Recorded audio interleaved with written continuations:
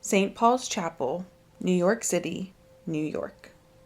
Back in the early 1800s, when St. Paul's Chapel was in full swing, hosting events and shows outside of its standard religious sermons and services, it became widely popular and known for its rendition of Hamlet. The chapel spared no expense pulling in the best acts they could, and this was shown down to the smallest detail.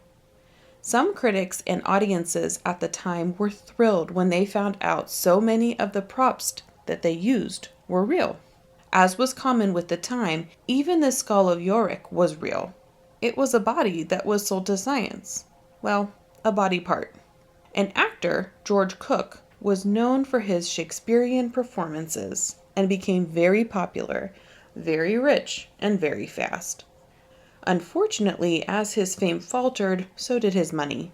The money was not depleted under normal circumstances either. It was a matter of alcohol abuse. With most addictions, George was not in the right state of mind when he made the poor decision to sell his head to science, as he was still alive, to make a quick buck. When George passed away in 1812, his head was delivered to a science research facility in New York. But instead of staying there, it was turned over to the Hamlet stage crew in a strange turn of events. Meanwhile, his headless corpse was buried in the St. Paul Chapel's cemetery. Rumor also tells that an extreme fan turned actor named Edmund Kean managed to dislocate his big toe before he was officially buried.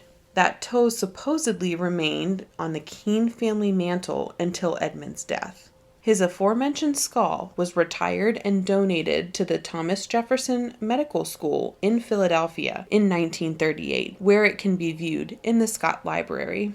To this day, it's claimed that a headless apparition clumsily fumbles around the chapel, still looking for his far-removed head.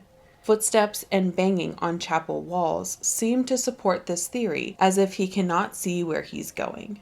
There are also claims of the old cliché question of, "Have you seen my big toe?" But this is more than likely a simple myth that stemmed from the old schoolyard ghost stories. Regardless of the paranormal activity, this macabre tale is true, and truly makes one wonder what could have been going through his mind, or liver, at the time to sell his head while still alive.